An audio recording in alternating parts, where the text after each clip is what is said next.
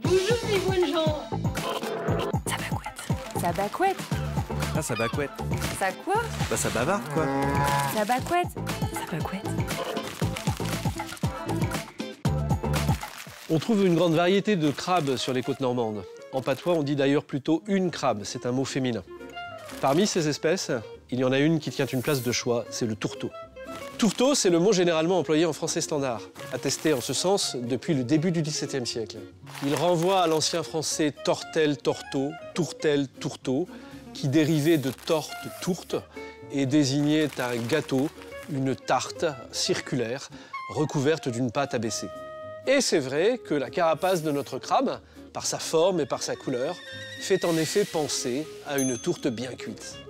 L'attitude de ce type de crabe est caractéristique. Niché dans un trou de rocher, immobile, les pinces et les pattes repliées contre le corps, il semble endormi.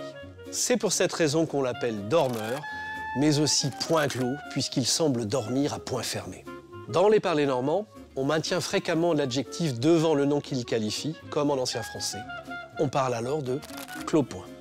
Cet aspect paisible, qui rappelle un bébé endormi, justifie encore l'emploi du mot poupard, de la même famille que poupon ou poupin.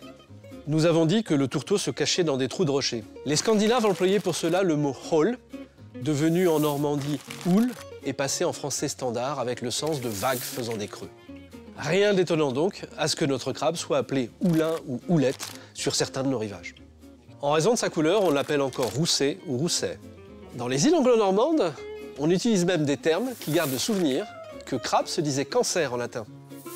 On parle de chancre à Jersey et de chincre à Guernesey. Alors, qu'est-ce que vous en dites?